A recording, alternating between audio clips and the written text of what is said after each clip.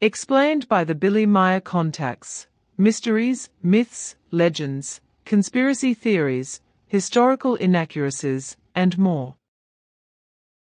Compiled by David Chance, revised October 18, 2023. Crystal skulls. Contact Report 400. I have explained again and again that the crystal heads have nothing to do with extraterrestrials, and therefore cannot be traced back to them, but that these crystal heads were made in Germany in the 19th century. Nevertheless, this does not want to be accepted as the truth. The crystal heads you mentioned, which were found in Southern America and attributed to the Maya, and supposedly originated from extraterrestrials, were, as you just said, produced in Germany in the 19th century, in the gemstone and diamond-cutting workshops of those places that were merged to form the city of Idar Oberstein in 1933. The client was a wealthy man named Florian Rosenfelder from Germany, who was privately and as a hobby engaged in archaeology, and who also brought the crystal heads to the Mayan areas, where he discovered them as a sensation. However, he was only able to place the crystal heads at different places, where he thought to discover them under witnesses, but he was not able to do this anymore because he died of poisoning, which he suffered from locals who robbed him. Contact Report 593. Then a question about the crystal heads or crystal skulls, especially the one called the Mitchell-Hedges crystal skull, because it was allegedly discovered in 1927 by Anna Mitchell-Hedges in a temple complex in the jungle of Honduras. The crystal skull is said to be a machined rock crystal in the shape of a skull. Again and again there are broadcasts on television where the age, origin, and purpose of the crystal skulls is known commercially, but the solution to the mystery is not found. Perhaps we should say something about it again, or rather you, to make things clearer. There is not only one crystal skull, but several of them, which are ascribed to old cultures, but also to extraterrestrials, and are said to be very old.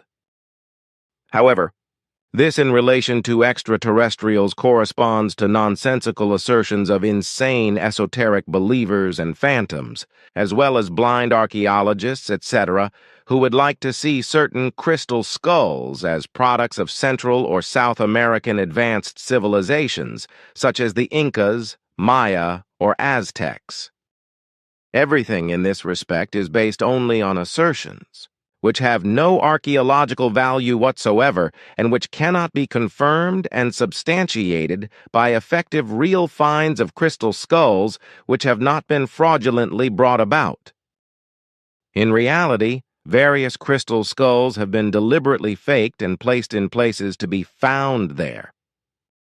Various such crystal skulls were made from rock crystal, quartz, or other precious stones as replicas of human skulls.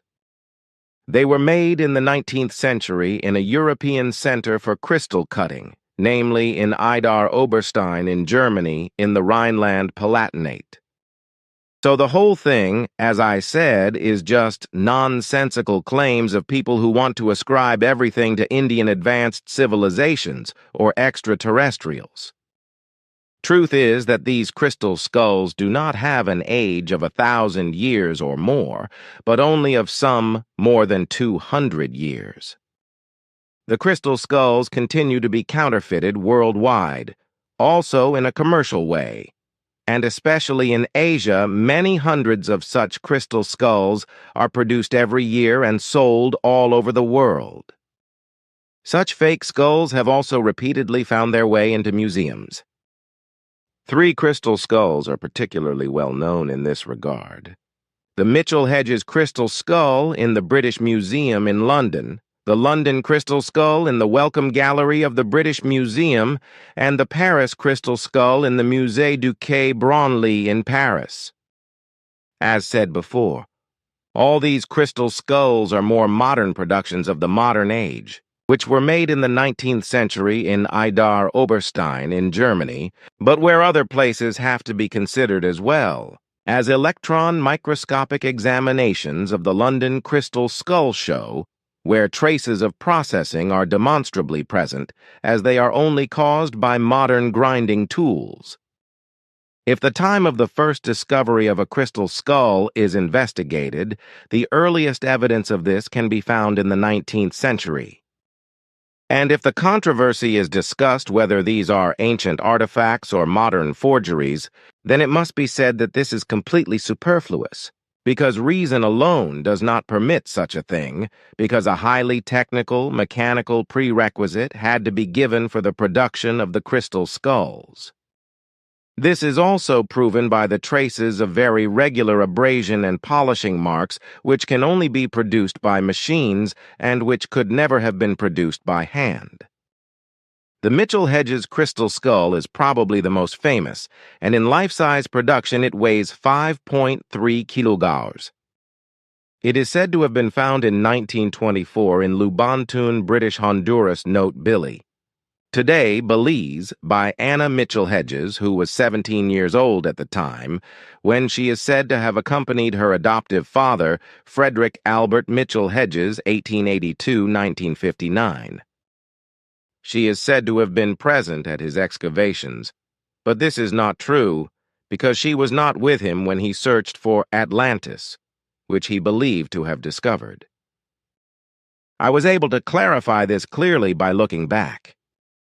This Mitchell-Hedges skull is particularly noteworthy because, in addition to its almost perfect workmanship, it differs from most other crystal skulls because it has a removable lower jaw made from the same piece of crystal as the skull itself. But also this fact and the great similarity to the London skull cannot hide the fact that this Mitchell-Hedges crystal skull is also a fake.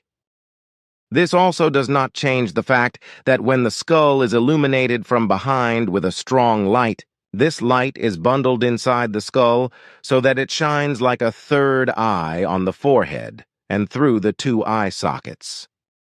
If at that time in Idar Oberstein there had not been adequate modern apparatus and machines, etc., available in accordance with the time and the development, the production of such crystal skulls would not have been possible, so that they could only be produced in the modern world with appropriate devices, as these have existed and been used in Europe for a very long time.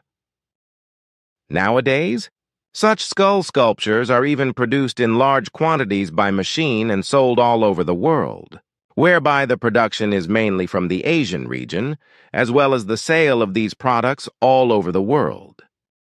Also, supernatural forces or techniques of processing from times long past, which are no longer known today, cannot be considered for the production of the crystal skulls because they simply did not exist at that time, when the advanced cultures of the Incas, Maya, and Aztecs, etc., were in bloom. If they had had to grind and polish a crystal skull with manual labor, it would have required an enormous amount of manual labor and taken many centuries or even well over 1,500 years, if the whole procedure is calculated with about 12 daily working hours per skull. Although the processing of rock crystal is rather unproblematic, without appropriate machines, everything would have been an unsolvable problem for the Maya, Incas, and Aztecs, etc. In contrast, the techniques for working rock crystal and gemstones have been known and used in Europe for centuries, as can be seen in the drinking vessels made of rock crystal from the Baroque period, note Billy. The Baroque period was 1575 or 1770. If we continue to look at the London crystal skull, it is very similar to the Mitchell-Hedges skull, but it does not have a removable lower jaw. It is said that this skull was found in Mexico in the 19th century, but another time this is not true because it was made by the same artisans and was also exposed to be discovered. On the surface of the crystal there are traces which are clearly caused by the use of grinding wheels, but which were not known in the ancient civilizations of the Incas, Maya, and Aztecs and therefore could not be used. Furthermore, No occurrence of the corresponding type of crystal from which this skull is made can be found in Mexico. But on the other hand, this type of crystal is found in Brazil, from where crystal and gem cutters in Idar Oberstein had crystals brought here as early as the 19th century. Then there is the Parisian crystal skull, which is considerably smaller than life-size and is made of cloudy quartz. This skull is quite roughly worked, and in this respect it does not bear comparison with the Mitchell Hedges and London skulls. This skull is also said to have been found in a grave in Central America, but this is again a lie in the sense that it was made and left there by an ancient civilization. This skull was forged by an antiquarian named Eugène Bobin and then brought to France. The skull was worked with modern milling machines, which is proven by traces of iron, which can be found on the skull. At the time of pre-Columbian peoples, however, iron was demonstrably still unknown. It is claimed that even today it is not possible to imitate such skulls. This is also not true, because it can be proved that such crystal skulls have already been reproduced with the most modern technology in good perfection, so that their reproduction is absolutely comprehensible and in a way that is just as perfect as it was done in the past in Idar Oberstein with less high-tech possibilities. I am talking about scientific works that have been made, but which have no relation to the hundreds and thousands of skulls made of all kinds of glass, crystals, and other materials that have been produced and sold on the world market for decades. Furthermore, it must be clearly stated that it is completely mistaken and misleading, as well as irresponsible to claim that the aforementioned crystal skulls have been lost for many centuries, because this is not possible and also not the case, because their production in Idar Oberstein actually took place in the 19th century, as I personally clarified in my own interest when the matter became public. And the fact that the crystal skulls have been attributed to these magical powers ever since they became known is as much an absolute nonsense as the fact that a human being dies when he looks into the eye socket of the Mitchell Hedges crystal skull, which is therefore called the Skull of Doom.